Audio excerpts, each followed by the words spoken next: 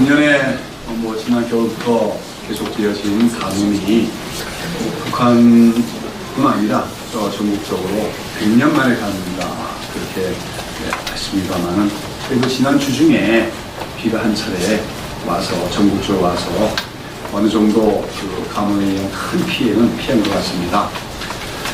이렇게 그래도 100년 만에 가뭄이 났지만 이렇게 아주 큰 피해가 나지 않았던 것은 물론 하나님께서 그리고 또 이 땅을 불쌍히 여기시고 긍휼히 여겨주셔서 적절한 때고 비를 내주시기 때문이고 하지만 또 하나는 이제 우리 한국이 지난 수십 년간 이 수리시설과 관계시설들을 갖추는데 세계에서 가장 모범적으로 많은 노력을 기울인 결과라고 할 수가 있을 것입니다. 그래서 이제 오늘날에는 어느 정도 가뭄이 와도 크게 걱정하지 않는 것이 왜냐하면 관계시설, 수리시설들을 갖췄기 때문에 그런 것인데 옛날에는 이런 것들이 부족했지요. 그래서 옛날에는 이 관계시설 제대로 갖추지 못했던 과거에는 봄철이나 여름에 비가 제때 많이 오지 않으면 가뭄이 오면 온 나라에 비상이 걸려. 제가 어렸을 때 가뭄이 되면은 막 군인들도 동원되고 학생들도 다 동원돼가지고 논밭에 가서 거기서 물대는 운동을 물대기 운동했던 기억이 납니다. 한마디로 이처럼 그 하늘에서 비가 내려지지 않으면 농사가 안 되는. 그래서 하늘에서 내리는 강우에만 전적으로 의지하는 그 농사하는 그런 땅들을 뭐라 합니까? 천수답이라고 하죠, 그렇죠? 그 반대로 무슨 답이십니까? 수리답.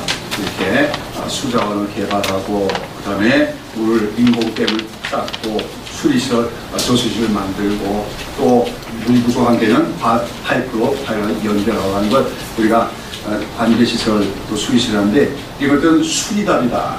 그러니까 우리나라가 과거에는 천수답의 나라였는데 수리답의 나라가 되었다고 얘기할 수가 있어요. 그런데 우리가 이제 성경의 무대가 되는 그 이스라엘 땅은 오늘날 이제 소위 성지 여행에서 가난 그 이스라엘 가보면 완전히 그 이스라엘 땅은 그 수리답입니다. 그 갈릴리 호수에서 물을 끌어다가 또 지하수 개발하게 해갖고 기브스 소위 뭡니까 집단 농장에 물이 잘 공급이 돼서 스프링클러죠. 그걸로 해가지고 사실 이스라엘은 그 일조량이 높기 때문에 이스라엘에서 나는 과일들이 아주 당도가 높고 맛이 있고 그래서 그 유럽 지역의 그 수출 대량이 수출돼서 유럽 사람들이 먹는 그런 과일들 중에 아주 많은 퍼센티지가 그 이스라엘에서 생산되는 과일들입니다. 네, 그러나 이제 우리가 과거에 이스라엘 땅, 가나안 땅은 어떤 땅이냐 할 때 그렇지 않았어요. 가나안 땅은 한마디로 천수답으로서 그 하늘에서 비가 내리지 않으면 굉장히 메마른 지역이 바로 가나안 땅이라고 하는 것입니다. 그래서 이제 성경을 아는 사람들은 가나안 땅, 젖과 꿀이 흐르는 땅 그러니까 쫙 가면 막 그냥 저 푸른 초원위에 금 같은 집들이 있고 막 그러고 연상을 합니다만은 실제로 가보면은 가나안 이스라엘 땅은 막 산도 많고 골짜기도 많고 그 광야 그래서 그 사막과 비슷한 그런 것들이 곳곳에 널려 있는 땅이에요. 여기서 이제 틈틈이 이제 그 중간중간에 이스라엘 사람들이 뭡니까? 그 관계시설을 끌어들여 가지고 만든 집단 농장들인데 거기는 아주 푸른 그 작물들이 자라고 있지만 그렇지 않은 땅들은 대부분 황량하고 메마른 지역이 가나안 땅이라는 것을 우리가 알 수가 있습니다. 우리가 이제 출애굽기부터 쭉 살펴보고 있지만 이스라엘 백성들은 사실 원래 애굽 땅에서 노예로 살고 있었어요. 그러다가 이제 거기서 나와서 광야 생활을 마치면 이제 어디 들어가게 됩니까? 가나안 땅 들어가게 되는데 그처럼 이스라엘이 들어가게 될 가나안 땅과 원래 그들이 오랫동안 400년 동안 노예로 살았던 애굽 땅은 완전하게 비교가 되고 대조가 되고 틀립니다. 한마디로 가나안 땅이 무슨 답이라면 천수답이라면 그 애굽 땅은 뭡니까? 수리답이라고 할 수가 있습니다. 여러분 그 애굽 이집트를 아시죠? 소위 인류 4대 문명의 발생지가 에집트인데 그럴 수 있는 건 뭡니까? 에집트에 뭐가 있습니까? 나일강이라고 하는 세계에서 가장 큰 강이 거기 있지요. 그 나일강은 여러분 그 아프리카 빅토리아 호수에서 출발해가지고 발원해가지고 7,500마일을 굽이굽이 돌아가지고 그 나일강 삼각주에 이르면서 그 에집트의 젖줄기 같은 역할을 하면서 이 나일강을 중심으로 해서 이제 고대 애국인들은 거기서 문명을 발전시켰죠. 특별히 이제 그 나일강은 때때로 범람하기도 하고 그렇죠. 그러나 그 물이 마를 데가 없습니다. 그런 가운데 이제 그 범람한 지역은 오히려 나중에 농토로서는 비옥한 땅이 될 수가 있죠. 그래서 이제 에집트 사람들은 고대에 또 뭐가 발달됐습니까? 측량 기술과 관계 시설 이런 게 발전이 돼가지고 뭡니까? 그 나일강으로부터 물을 끌어들여가지고 곳곳에 뭡니까? 그 오늘 여기 본문에 나오지만 그 발로 물대기를 채소밭에 대 발로 물댄다는 게 뭐냐면 수철 굴리는 걸 얘기하는 거죠. 발로 이렇게 밟아가지고 요즘은 전기 펌프로 하면 되지만 그때는 그게 없으니까 발로 밟아가지고 물을 퍼올려가지고 각 곳에 물을 대서 농사하는 것, 그것이 바로 애굽 땅이라는 겁니다. 그래서 이제 그 가나안 땅과 애굽 땅을 비교해 보면 한마디로 이제 가나안 땅은 하늘에서 비가 내려야 농작물이 자랄 수 있고 그 산과 그에 푸른 식물들이 자랄 수 있는 그런 땅이라고 한다면 애굽 땅은 그 천혜의 조건으로 나일강이기 때문에 인간들의 힘과 노력에 의해서 관계시설을 발전시켜서 인간의 문명을 발전시키고 또 풍요로운 삶을 살 수 있던 것이 애굽 땅이라는 것입니다. 근데 하나님은 어떻게 하신 겁니까?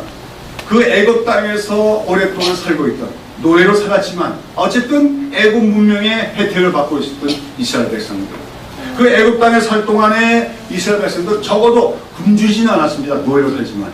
왜냐하면 거기에 풍요로운 땅이 있고 관계시설이 발전되어 있고 또 인간들이 쌓은 문명이 있고 그렇기 때문에 뭐 곡식도 많고 맛있는 음식도 많고 그래서 비록 노예 생활이지만 그래도 애굽 사람들을 섬기면서 여러 가지 음식도 먹는 혜택도 어느 정도 누릴 수 있었던 것이 애굽에서의 이스라엘 생활입니다. 근데 하나님은 그러한 이스라엘을 애굽에서 나오게 하십니다.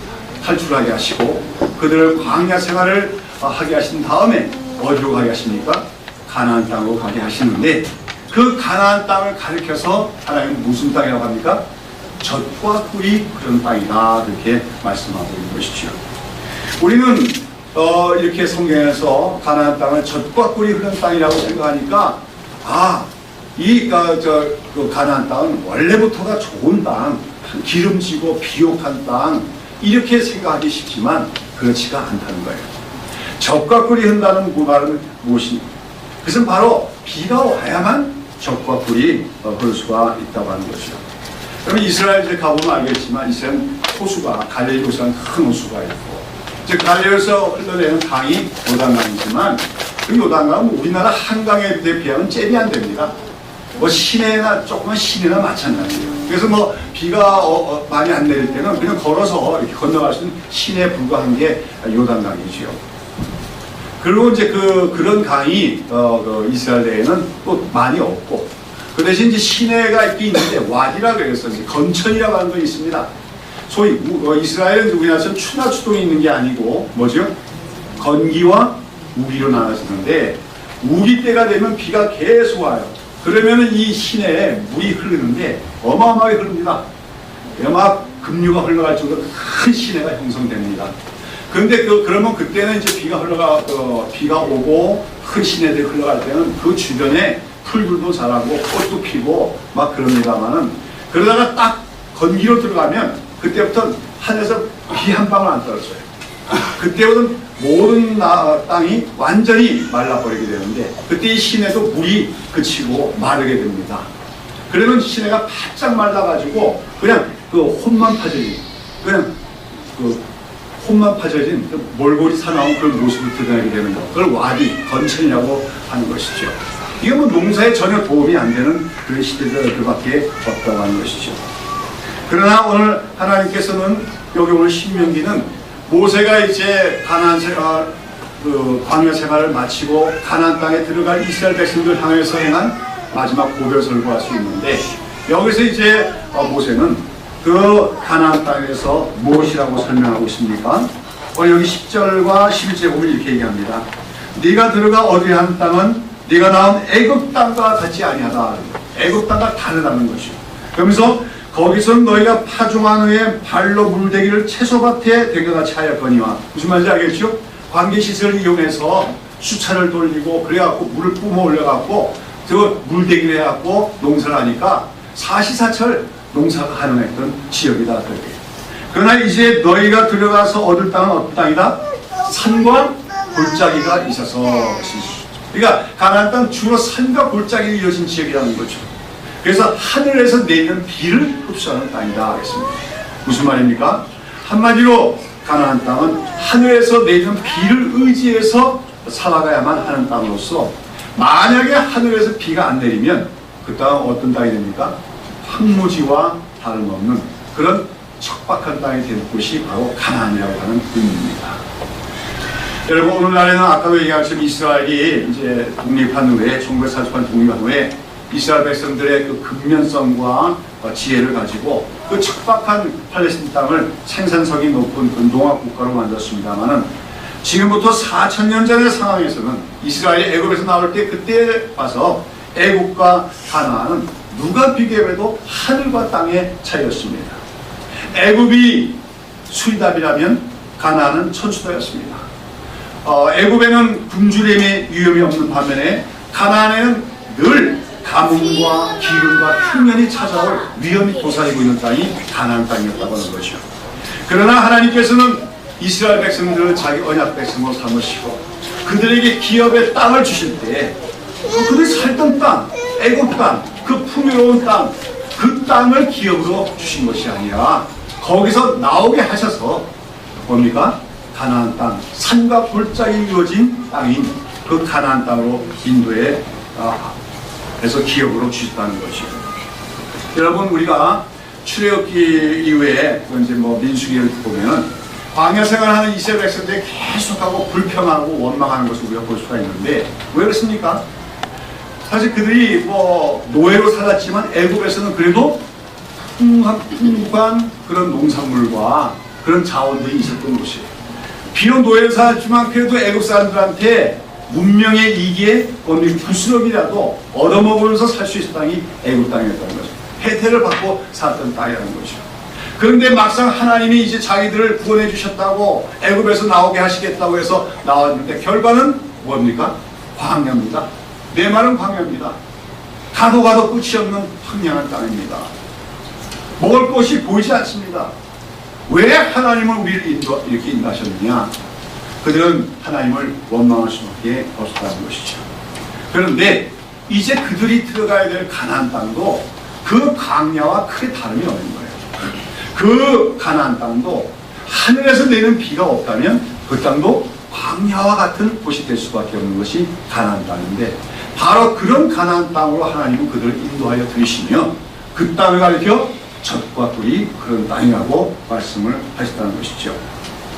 제가 이제 여러분들이 성경을 이해하는 데 도움이 되겠어 하는 말씀인데 가나안 땅은 천혜의 좋은 땅이 아니라는 거죠.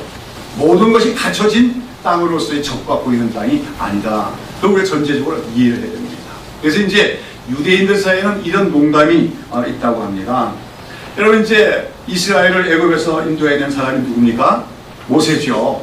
이제 이 성경에 나온 얘기가 아니고 그들이 꾸며낸 얘기인데 이제 이스라엘 백성들을 그 애굽에서 인도해낸 후에 하나님께서 모세에게 산으로 올라가라. 그래서 올라갔더니 하나님께서 세계 지도를 딱 펼쳐 보이시더래요. 세계 표시되어 보면 강도 표시되어 있고 높은 산도 표시되어 있고 푸른 평원도 표시되어 있고 다 되어 있을 거 아닙니까? 딱 보면 이제 지도를 읽어보면 읽는 사람들이 보면은 어느 땅이 좋은 땅이고 어디는 사막인가 알 수 있지 않습니까? 그러면서 하나님이 그 세계 지도를 딱 펼쳐 보이시면서 모세야, 이 세계 지도 속에서 네가 볼 때 제일 좋은 땅을 내가 줄 테니까 네가 선택해라. 그 땅으로 내가 너를 인도하야. 그래서 모세가 모세 공부 많이 한 사람이니까 지도를 잘 읽지 않습니까? 쫙 봤더니 딱 좋은 땅이 보이는 거예요. 강도 많고요. 산도 있지만 그 산 밑에는 또 평원들이 펼쳐져 있고 한마디로 기름진 땅이고 아름다운 땅이고 비옥한 땅이고 정말 젖과 흐르는 꿀이 그 땅이 거기 보이더라는 거예요. 어디 있을까요? 어느 땅일까?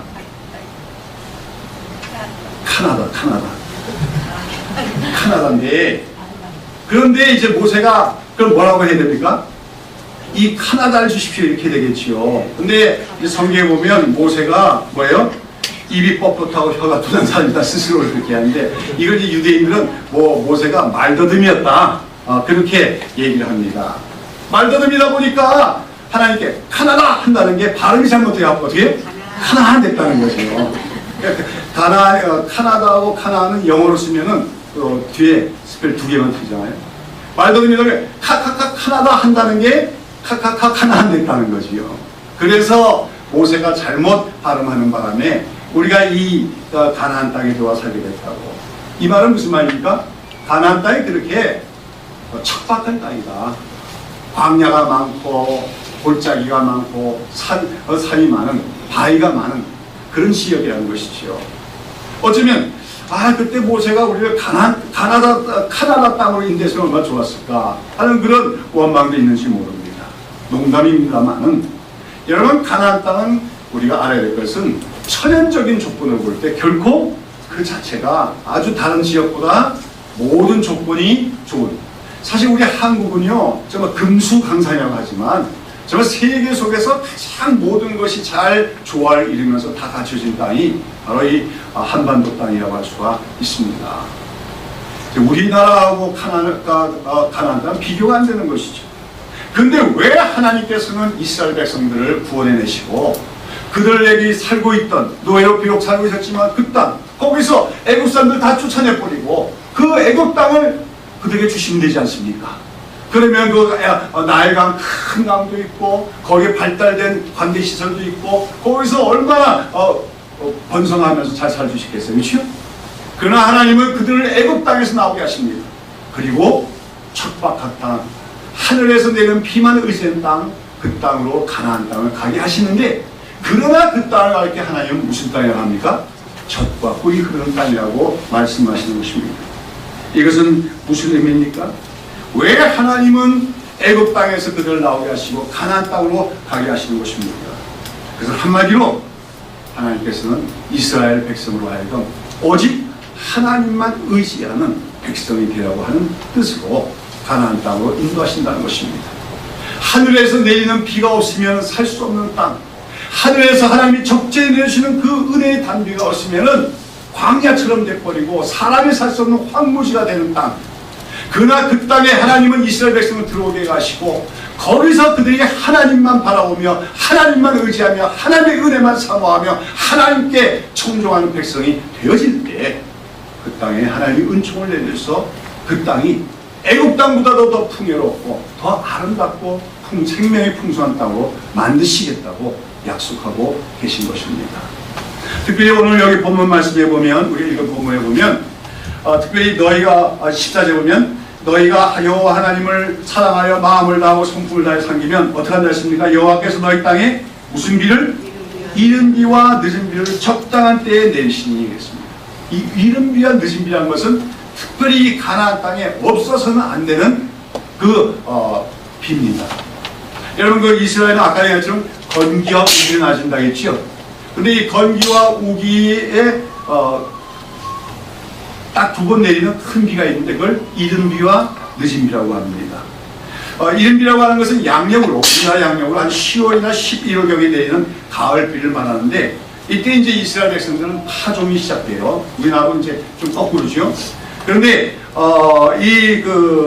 이른 비가 내리게 되면 그 메말랐던 땅, 건기 동안에 바짝 말랐던 땅이 어떻게 합니까?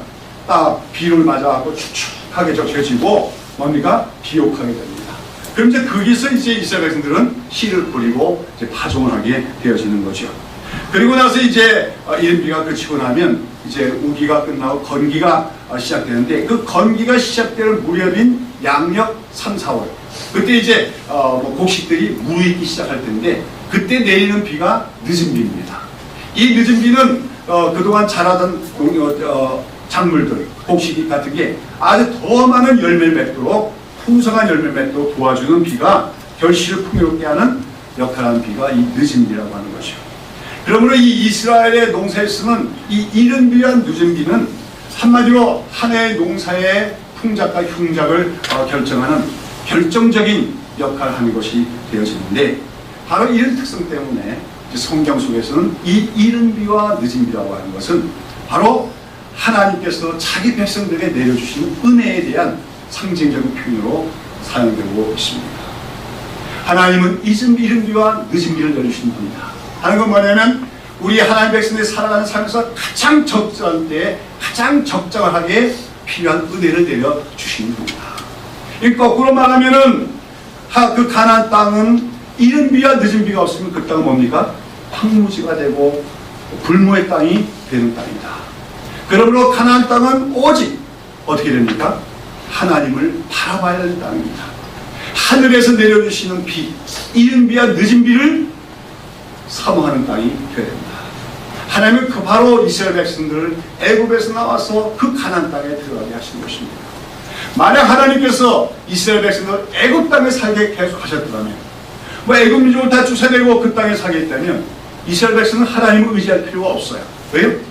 큰 강이 있고 자기들 수고만 하면, 계속해서 수차를 동원해서 물을 끌어올리기만 하면 가뭄에 필요 없이 언제든지 풍성한 열매를 얻을 수가 있기 때문에.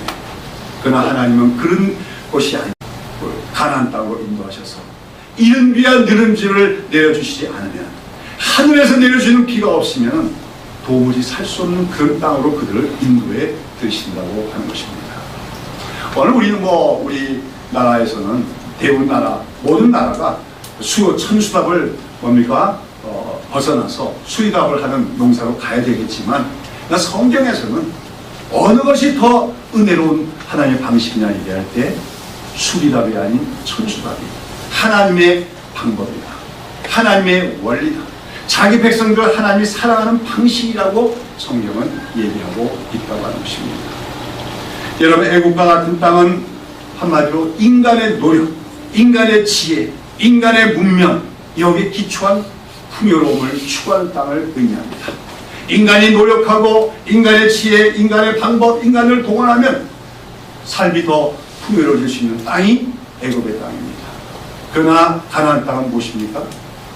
하나님께 의지하지 않으면, 하나님께 순종하지 않으면, 그래서 하나님이 그 때를 따라서 이른 비와 늦은 비를 내려주시지 않으면 바짝 메말라버리는 황무지 같은 땅, 그것이 가나안 땅입니다. 그런 땅을 하나님은 이스라엘 백성들 기업의 땅으로 주시며 그 땅이 젖과 꿀이 흐르는 땅이라고 말씀을 하시는 것입니다. 그래서 오늘 여기는 본문에 보면 나오죠. 이제 신에서 언약의 특징인데, 그들이 이제 가나안 땅에 들어가서 하나님께 순종하고 하나님의 은혜만 구하고 그렇게 되면 하나님이 이른 비와 늦은 비를 내서 곳곳에서 곡식과 포도주와 기름을 얻게 하실 것이라고 약속하십니다. 그러나 너희가 만약에 그 땅에 들어가서 너희가 미혹하여 다른 신들을 섬기며 하나님을 의지하지 않을 때 어떡합니까? 하나님께서 진노하사 특별히 뭐라고 합니까? 하늘을 닫아 비를 내지 아니하여 땅으로 소산을 내지 못하게 할 것이다. 그래서 너희가 그 아름다운 땅에서 속히 멸망하고 말이다. 그렇게 아름다울 수 있는 땅이 뭐가 되는 겁니까? 황무지가 되고 불모의 땅이 되고 죽음의 땅이 되고 말 것이라고 말씀을 하는 것입니다.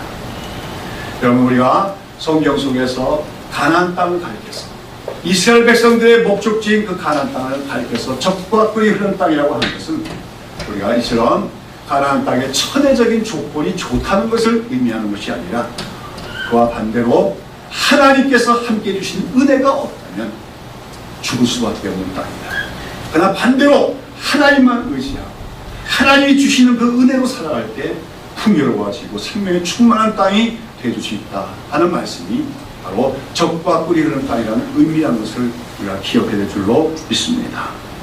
사랑하는 여러분, 이처럼 하나님께서 자기의 언약 백성인 이스라엘을 애굽 땅에서 건져내서 가나안 땅에 들어가게 하신 그 이야기는 한날 지나간 얘기가 아니라 오늘 우리들의 이야기임을 알릴 줄로 믿습니다.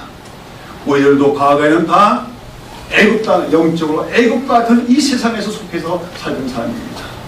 우리는 그때 마귀의 노예로 살아가면서 인간의 방법, 인간의 지혜, 인간의 수단, 인간의 노력만 의지하고 살았습니다. 그렇게 인간이 힘을 쓰고 애를 쓰고 살아가면 잘 살게 될 거라고 기대하고 살았습니다. 그러나 하나님은 우리를 거기서 구원해내신 것입니다. 그리고 이제 우리에게 광야길을 가게 하시고 마침내 우리가 가나안 땅에 들어가게 하시는데, 그 가나안 땅은 하나님 나라의 상징입니다. 오늘 여러분, 우리가 예수님을 믿는다는 것은 꼭 구원을 받은 것이고, 예수를 믿는다는 건 꼭 하나님 나라에 들어온 것을 의미합니다.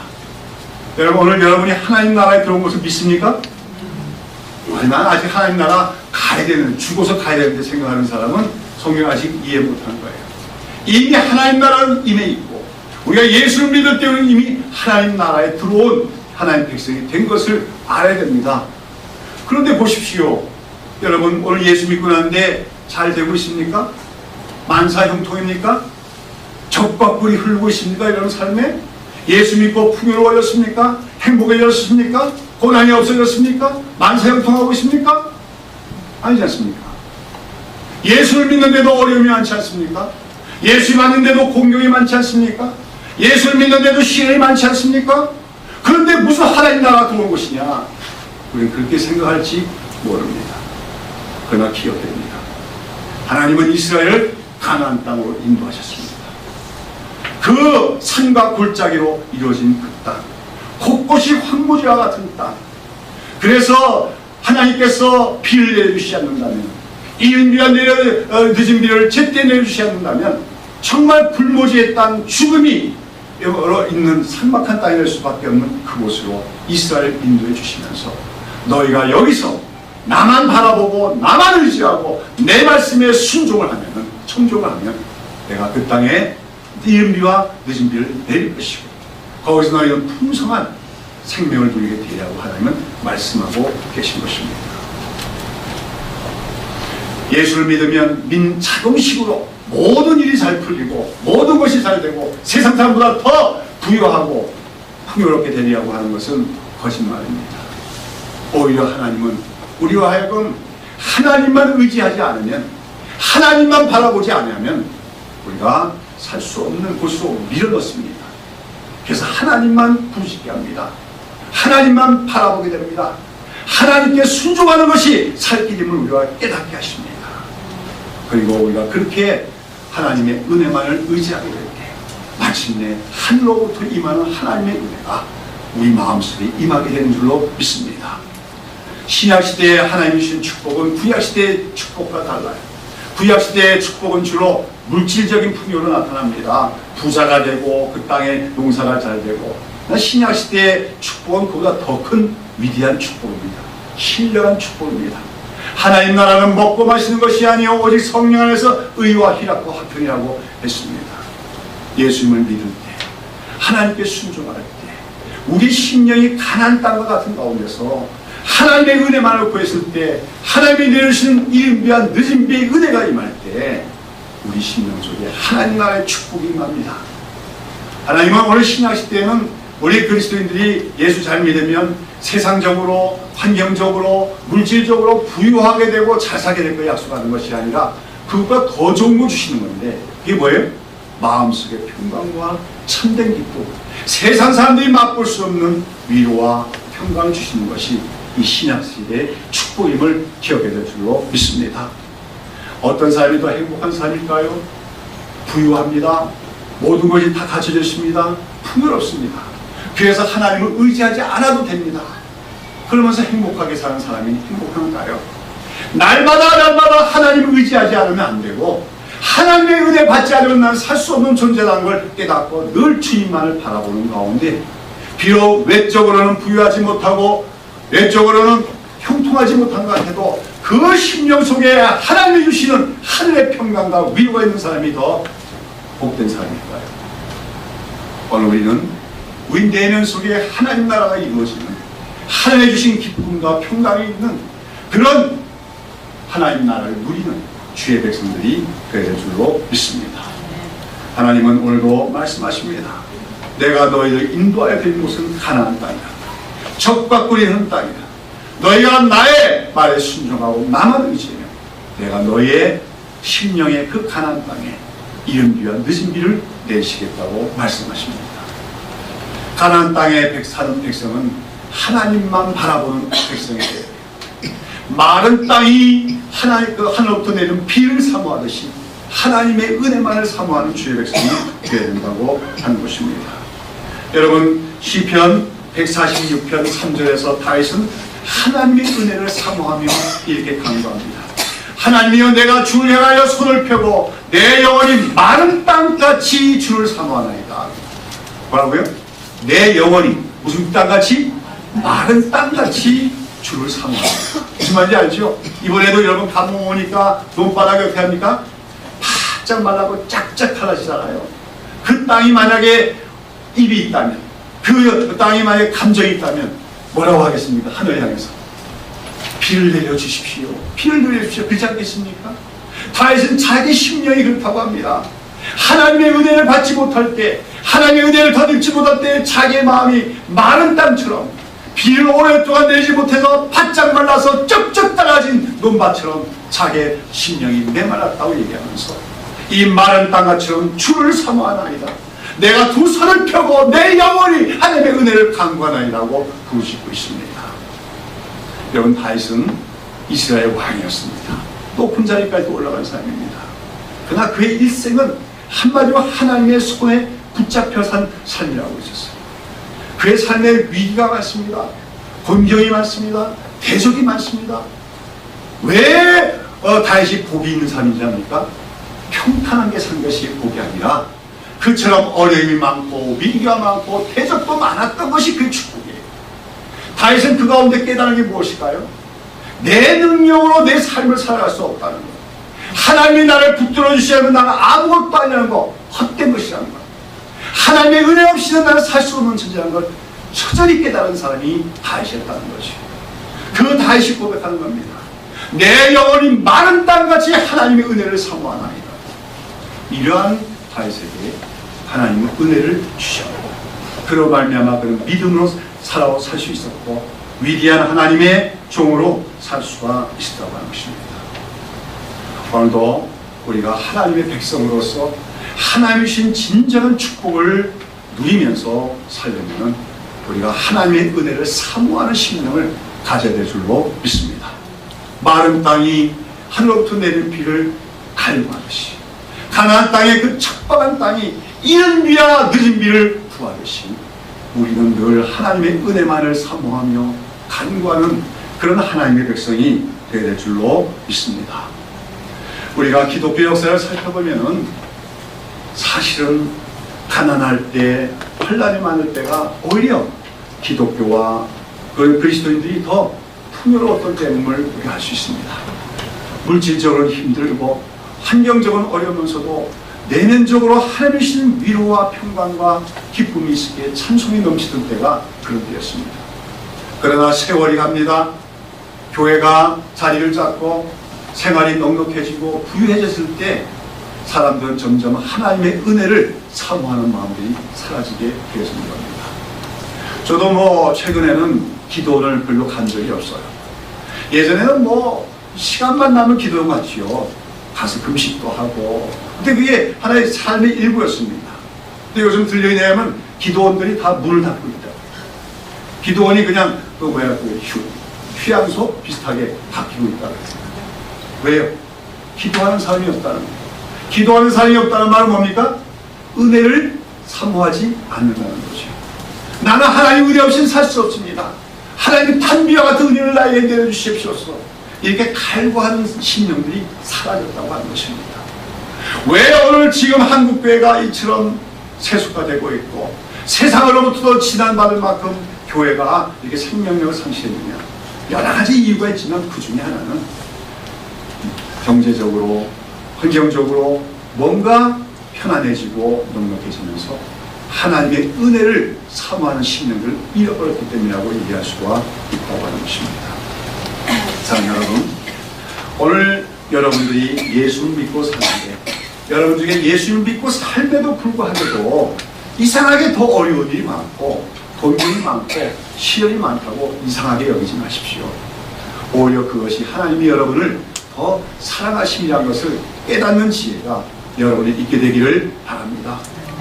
하나님이 이스라엘을 사랑하셔서 애굽 땅, 그 풍요로운 땅, 인간이 노력하면 더 부유하게 될 수 있고 풍요로운 땅을 주신 것이 아니라 하늘로부터 내리는 비가 없으면 살 수 없는 땅, 그래서 하나님만 바라봐야 되는 땅, 그 땅으로, 가나안 땅으로 인도하시며 그 땅을 젖밥꿀이 흐르는 땅이라고 말씀하신 것을 기억하는 여러분 되시기를 바랍니다.